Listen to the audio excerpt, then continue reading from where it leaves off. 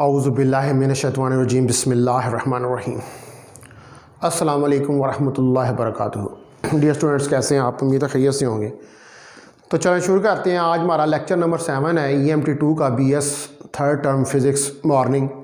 और आज हमने AC voltage apply to RL circuit series circuit के केस में स्टडी करना है। देखिए, हमने प्रीवियसली जो हमारे लेक्चर से जो लास्ट टाइम हमने लेक्चर स्टडी किया था, उस लेक्चर के अंदर हमने जो है वो ये स्टडी किया था कि जब AC करंट जो है वो इंडक्टर या कैपेसिटर से पास करती है तो AC करंट और वोल्टेज का क्या बिहेवियर होता है।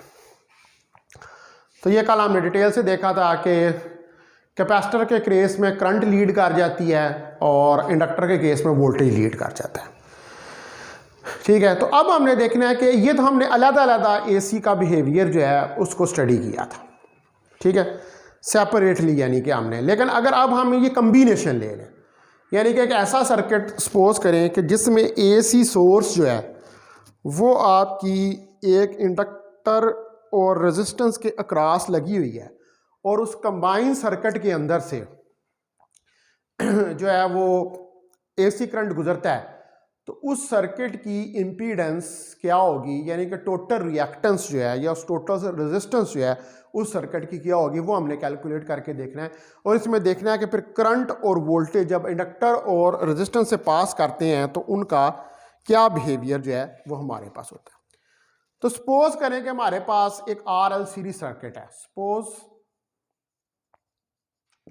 ए RL सीरीज सर्किट, ठीक है जी। ये हमारे पास एक RL सीरीज सर्किट है।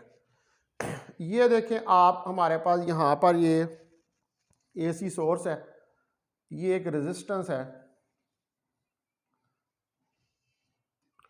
ये इंडक्टर लगा हुआ है और ये रेजिस्टेंस हमारे पास यहाँ पर लगा हुई है और यहाँ से V हम इसको वोल्टेज प्रोवाइड कर रहे हैं।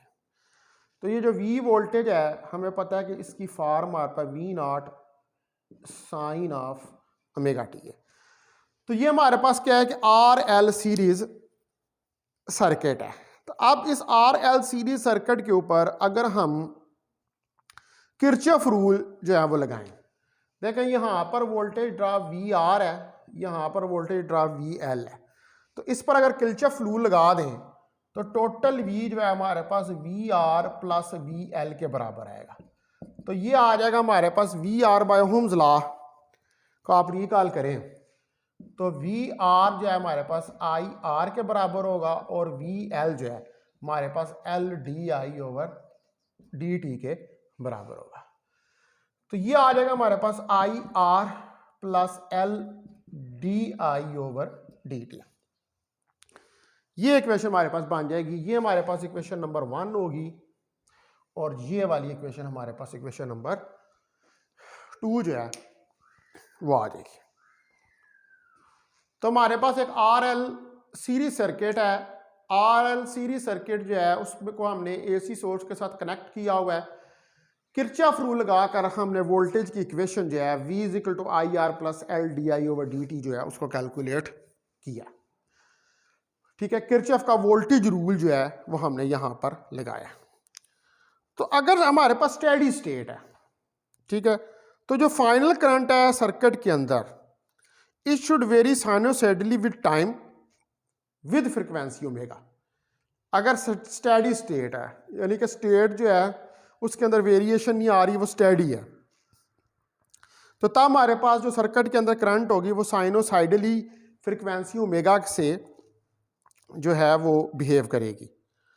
लेकिन ये फेज में डिफर कर सकती है, ठीक है, यानी कि इसका फेज जो है वो डिफरेंट हो सकता है, चाहे वो स्टेडी स्टेट के अंदर है। मैंने आपको ये बताया था कि फेज का तल्लक जो होता है वो कम करंट के कम ज़्यादा या वोल्टेज के कम ज़्यादा होने से नहीं होता। फेज का तल्लक ये होता है कि आपका करंट और वोल्टेज जो है वो किस पोजीशन के ऊपर है, किस एंगल के ऊपर एक दूसरे के लिहाज से एग्जिस्ट जो है वो कर रही है। तो अब हमारे पास इस इक्वेशन का जो सोल्यूशन, ये वाली जो इक्वेशन है, इक्वेशन नंबर 2, अगर हम इसका सोल्यूशन अज्यूम करें कि कुछ इस तरह का है, i a sine of omega T minus theta.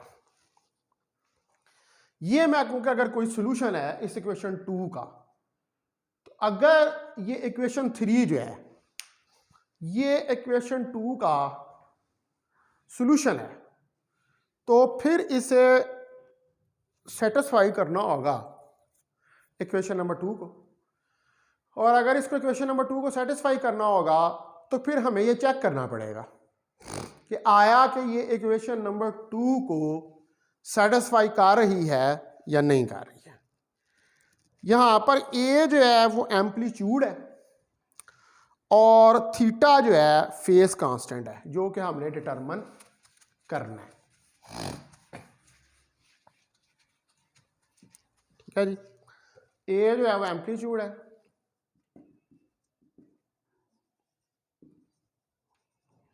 और थीटा जो है ये फेज कांस्टेंट है, जो कि हमने डिटरमिन करना है। अच्छा, अब आप देखें कि ये सॉल्यूशन मैं लेता हूं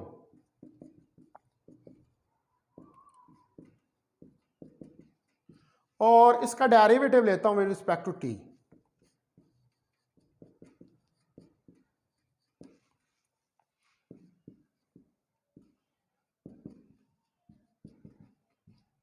ये इसका डेरिवेटिव लेता हूं विद रिस्पेक्ट टू टी। तो डेरिवेटिव लेंगे तो क्या आएगा, D I over D T A omega cos of omega T minus theta, ये वैल्यू आ जाएगी। इसको हम कह देते हैं कि ये हमारे पास कोई इक्वेशन नंबर 4 है और ये हमें पता है कि ये इक्वेशन हमारे पास 3 है। 4 और 3 को पुट कर दें 2 में, पुट 3 एंड 4 इंटू 2। जो 3 और 4 इक्वेशंस हैं, इसको ये जो 2 इक्वेशन है v is equal to I R plus L D I over D T, इसके अंदर जो है वो आप सब्स्टिट्यूट कर दें। तो इसके अंदर जब आप सब्स्टिट्यूट करेंगे तो हमारे पास जो है ये क्या इक्वेशन बनेगी,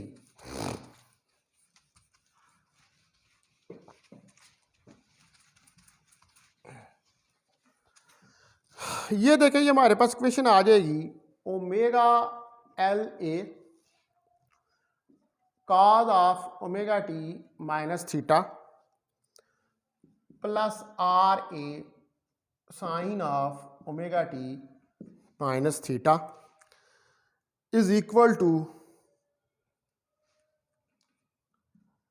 we naught sine omega T. V की जगह पर हमने रख दिया V naught sine of omega T. अब आप इनको ओपन करें, omega L A cos omega T cos of theta minus sine plus sine omega T sine of theta, ये आ जाएगा। फिर plus R A sine omega T cos of theta minus cos omega T sine of theta, that is equal to V naught sine of omega T. ये चीज़ जो है ये हमारे पास बन जाएगी, यानी कि हमने वो ट्रिग्नोमेट्रिक फार्मूले से इक्वेशन जो है उसको ओपन कर दिया। अब आप देखें कि ओमेगा एल ए को इसको अंदर इसके साथ मल्टीप्लाई कर दें, तो omega L A cos of omega T cos of theta plus omega L A sine of omega T sine of theta plus R A sine omega T cos of theta minus R A cos of omega T sine of theta is equal to V naught sine of omega T. ये हमारे पास जो है ये equation बन जाएगी। इसको आप लिख सकते हैं कि omega L A cos of omega T cos of theta plus omega L A sine of omega T sine of theta plus R A sine omega T cos of theta minus are A cos of omega T sine of theta minus we naught sine omega T that is equal to 0। तो इस तरह इस equation को write down किया जा सकता है। अब हमारा टास्क यहां पर यह है कि हमने साइन ओमेगा टी और कॉस ओमेगा टी वाली टर्में जो हैं इनको अलहदा करना है। साइन ओमेगा टी भी साइनोसाइडल फंक्शन है और कॉस ओमेगा टी भी साइनोसाइडल फंक्शन है। तो हमने ये जो साइनोसाइडल फंक्शंस वाली इक्वेशंस हैं इनको सेपरेट करना है। तो कॉमन निकालें आप कॉस ओमेगा टी। अब आप देख लेंगे कॉस ओमेगा टी जिन जिन टर्मों के अंदर है, तो पहले omega L A cos of theta, ठीक है, फिर minus R A cos of minus R A sine of theta, ये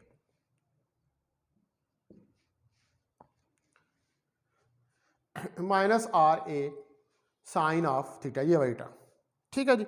उसके बाद प्लस साइन ओमेगा टी, अंदर देखें आप हमारे पास omega L A sine of theta plus R A cos of theta और minus we naught is equal to 0।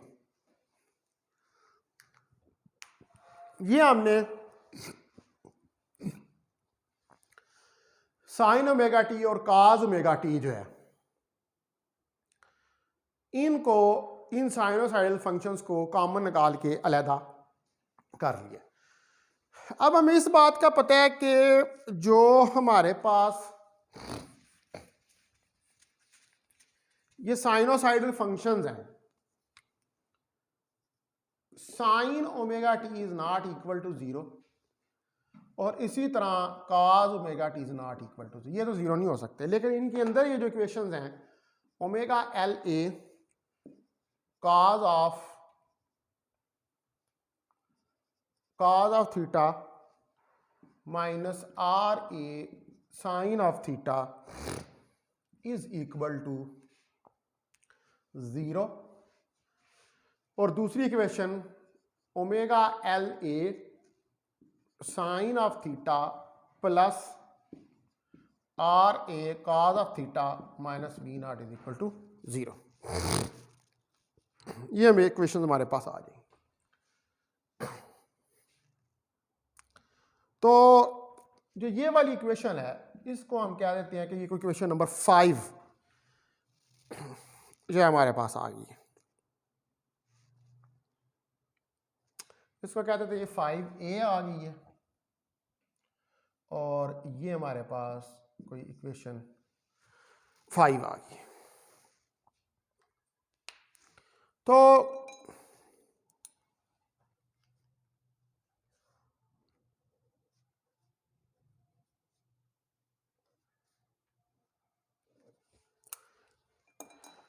अब आप देखेंगे इक्वेशन 5a और 5 को अगर आप देखें ये इक्वेशन जो है तो omega L A cos of theta is equal to r A sine of theta, ये चीज आ जाएगी। तो sine theta over cos theta हमारे पास omega L a over r a के बराबर आ जाएगा। तो ए से कट जाएगा और साइन थीटा और कॉस थीटा टैन थीटा के बराबर होता है। तो ये हमारे पास ओमेगा एल ओवर आर के बराबर जो है वो आ जाएगा। अब अगर आप यहां पर पाइथागोरन थ्योरम जो है वो लगा दें तो पाइथागोरन थ्योरम से हम साइन थीटा और कास थीटा की वैल्यूज जो हैं उनको कैलकुलेट कर सकते हैं। देखिए अगर मैं ट्राइंगल बनाऊं,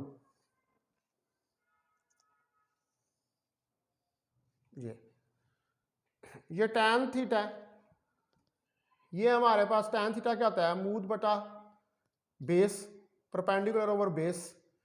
ठीक है, तो हमारे पास जो है ये आर यहाँ पर जो है वो बेस आ जाएगी और ओमेगा एल जो है वो परपेंडिकुलर आ जाएगा। तो अगर मैं कहूँ कि ये कोई ट्राइंगल ओ ए बी है, तो इसके अंदर इसका ओ बी का मॉड स्क्वायर जो है हमारे पास क्या होगा, R square plus omega L का स्क्वायर, और ओ बी हमारे पास आ जाएगा are square plus omega L का स्क्वायर का अंडर रूट।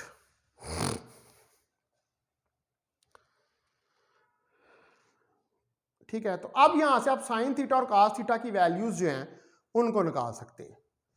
तो आप देखें कि साइन ऑफ थीटा हमारे पास क्या इसके बराबर है, इस ट्राइंगल के अंदर साइन थीटा आप देखें तो हमारे पास a b over O b के बराबर है।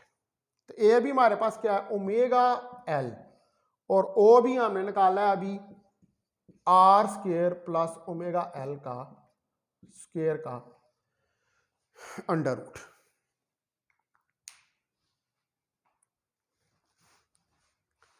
ठीक है, तो ये हमारे पास जो है ये वैल्यू निकल आई साइन ऑफ थीटा की।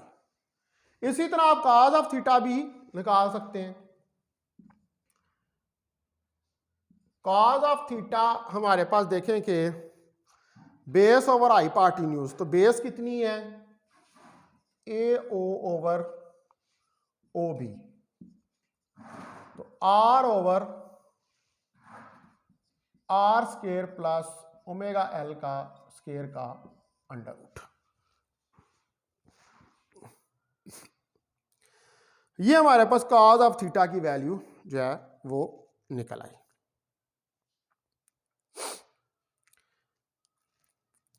तो ये हमारे पास जो है ये कोई इक्वेशन नंबर हम क्या लेते हैं कि हमारे पास आ गई, इसको क्या लें आप, ये इक्वेशन 6 है और ये कह लें ये 7। ठीक है, इक्वेशन 6 और 7।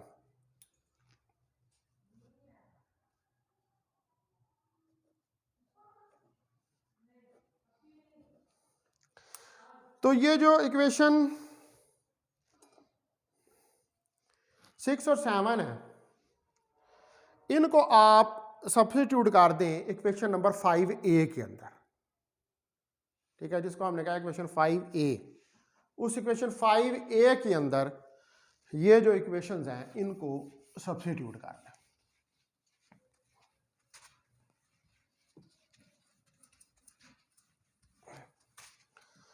तो इनको सब्स्टिट्यूट करेंगे तो हमारे पास क्या आएगा, omega l divided by r square plus omega square L square का under root plus are a into r over are square plus omega square L square का under root minus we naught is equal to 0। ये आ जाएगा। अब अगर हम इसको simplify इसको करें तो देखें ये हमारे पास क्या हो जाएगा, ए को कॉमन निकाल लें यहां से, omega square L square divide by l square r square plus omega square L square का under root plus are square plus omega square L square का under root minus we naught is equal to 0। तो यहां से आप जो है ये common लें एलसीएम लें इसका, r square omega square L square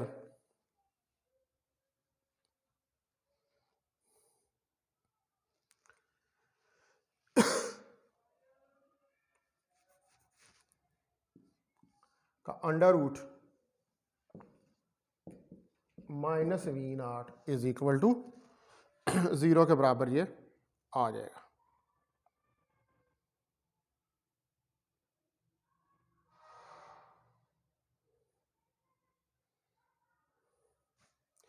तो आप देखें कि ऊपर हमारे पास जो है वो omega square L square plus are square जो है वो आ रहा है, ठीक है। तो ये 1 पावर और इसको ऊपर लेके जाऊं तो -1/2 2 - 1, ठीक है। तो ये 1/2 पावर आ जाएगी। तो इसका मतलब है कि ए मेरे पास आ जाएगा are square plus omega square L square का under root minus V0 is equal to 0।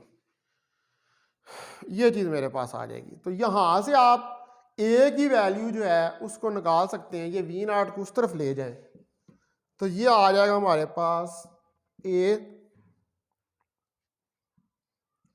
Are square plus omega square L square का under root is equal to V0, और यहां से ए निकलेगा V0 over are square plus omega square L square का under root. ये a की value वो जो एम्पलीट्यूड था उसके अंदर, ये उसकी वैल्यू जो है ये हमारे पास निकल आई।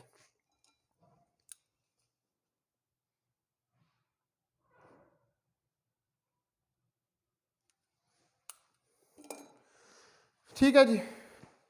तो अब ये वैल्यू जो आपके पास निकल आई है a is equal to V0 over are square plus omega square L square, ठीक है।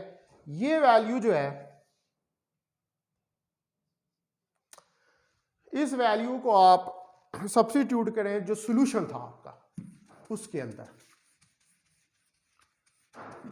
सॉल्यूशन हमारे पास क्या था कि i a sine of omega T minus theta, ये सॉल्यूशन था। इसके अंदर ये वैल्यू आप सब्स्टिट्यूट करें तो आई ए की वैल्यू हमारे पास V0 r square plus omega square L square का under root sine of omega T minus theta.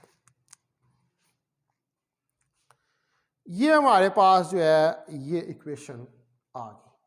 I is equal to V0 r square omega square है। ये हमारे पास करंट की इक्वेशन जो है वो निकल आई, और इसके अंदर ये जो है R square plus omega square plus L square, what is this? This is the impedance Z R square plus omega square L square का अंडर रूट। ये इम्पीडेंस है। क्यों?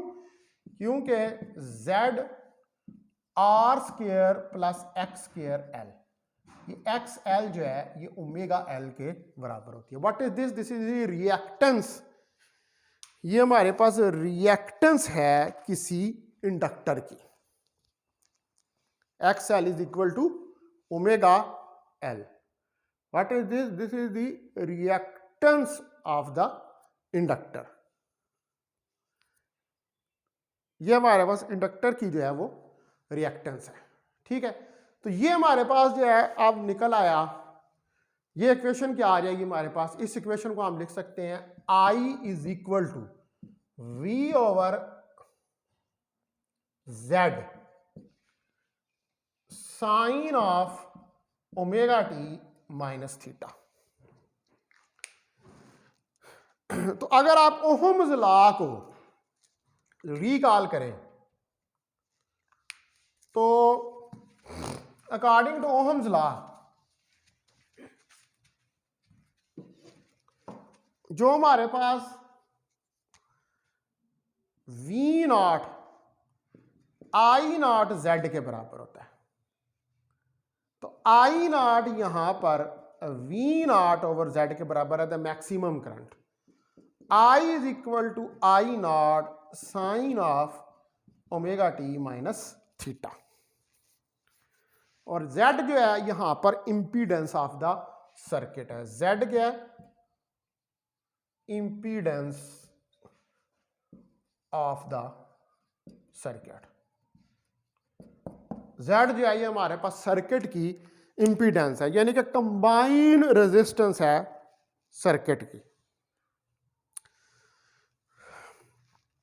तो अगर हमारे पास प्योर रेजिस्टिव सर्किट हो, प्योर रेजिस्टिव सर्किट का मतलब है कि प्योर रेजिस्टिव सर्किट में फिर XL जो है वो 0 के बराबर होगी। तो अगर XL 0 के बराबर है तो आप देखिए कि इंपीडेंस जो है R² plus omega square L square, यहां आप इसको लिख सकते हैं R² प्लस X² L। तो ये तो 0 होगी, तो Z जो है वो R के बराबर हो गया, यानी कि Z फिर सिर्फ रेजिस्टेंस की वजह से होगी अगर प्योर रेजिस्टिव सर्किट हो। ठीक है जी। अब अगर हम जो थीटा 0 है ये ले लें, ठीक है, तो इसका मतलब है कि वोल्टेज और करंट इन फेज हैं, तो फिर प्योर इंडक्टिव सर्किट जो है उसके लिए प्योर, पहले हमने लिया प्योर रेजिस्टिव सर्किट, ठीक है, अगर प्योर इंडक्टिव सर्किट हो हमारे पास तो उसमें R0 के बराबर होगा। अगर R0 के बराबर है तो impedance Z R² plus X² L, तो Z हमारे पास 0 प्लस X² L का अंडर रूट, तो Z is equal to XL। अब इंपीडेंस जो है ये सिर्फ किसकी वजह से है? इंडक्टर की वजह से। तो ये प्योर रिएक्टिव सर्किट है, इंडक्टिव सर्किट है, सॉरी, प्योर इंडक्टिव सर्किट है। तो हमें पता है कि tan थीटा, हमें पता है कि ओमेगा L ओवर R के बराबर होता है। तो ओमेगा L अगर R 0 है तो हमारे पास ये इन्फिनिटी हो जाएगा, तो tan थीटा हमारे पास इन्फिनिटी के बराबर आ जाएगा। इसका मतलब है कि थीटा tan इनवर्स इन्फिनिटी हमारे पास π/2 के बराबर आ जाएगा।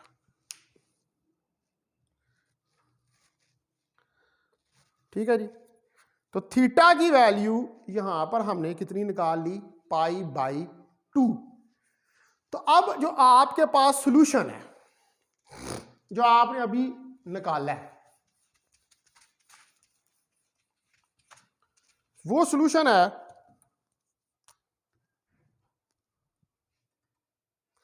I is equal to I0 sine of omega T minus theta.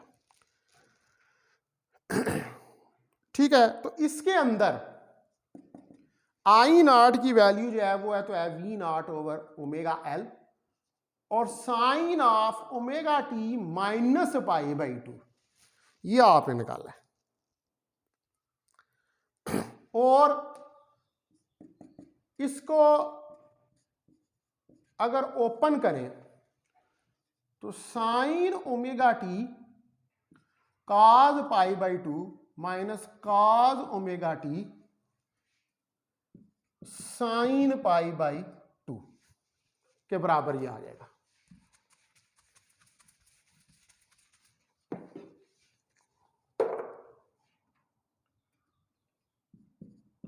ठीक है, इसको मैंने ओपन कर दिया। तो cos π/2 तो 0 के बराबर होता है, साइन π/2 1 के बराबर होता है, तो I मेरे पास minus V0 over omega L cos of omega t आ जाएगा। ठीक है, तो इसका मतलब है कि हम जो है, अब जो इक्वेशन है हमारे पास,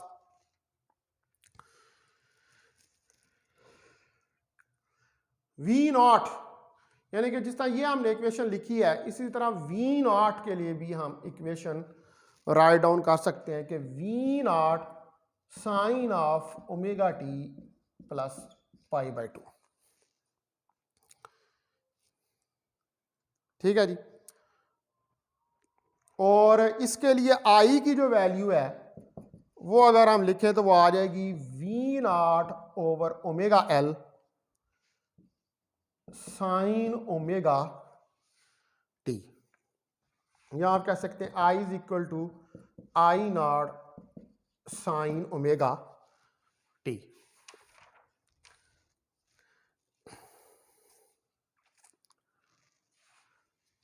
तो चूंकि ये इंडक्टिव सर्किट है इसलिए इसके अंदर वोल्टेज जो है वो लीड करता है, इसलिए V = V0 sine of omega t plus theta, V0 sine of omega t plus π/2। π/2 से लीड करता है और करंट जो है वो लैग करती है साइन ओमेगा टी। आपको इस बात का पता है कि जो RL जो इंडक्टर है उसके अंदर वोल्टेज जो है वो लीड कर जाता है और जो हमारे पास करंट है वो लैग करती है। तो यहाँ से मुझे क्लियरली पता चल रहा है कि वोल्टेज लीड कर रहा है और करंट जो है वो उससे पीछे है π/2 से, और अक्रॉस द रेजिस्टेंस तो आपको पता है कि वोल्टेज और करंट जो है वो इन फेज होते हैं। अच्छा, ये जो आज हमने स्टडी किया है ये हमने इसको स्टडी किया है किसकी मदद से? Differential voltage method. ये था डिफरेंशियल वोल्टेज मेथड, यानी कि डिफरेंशियल इक्वेशन को सॉल्व करके हमने सर्किट को सॉल्व किया। कल फिर हम देखेंगे फेजर डायग्राम मेथड कि आप फेजर डायग्राम मेथड से इसको किस तरह कैलकुलेट कर सकते हैं। तो यहाँ पर मैं जो है लेक्चर को आज एंड करता हूँ। अगर कोई क्वेश्चन पूछना चाहता है तो पूछ सकता है। और दूसरी बात यह है कि आपने कोई मुझे असाइनमेंट जो है वो जमा नहीं करवाई अभी तक। डेटें आपकी गुजर गई हुई हैं और कोई असाइनमेंट जो है वो सबमिट नहीं हुई।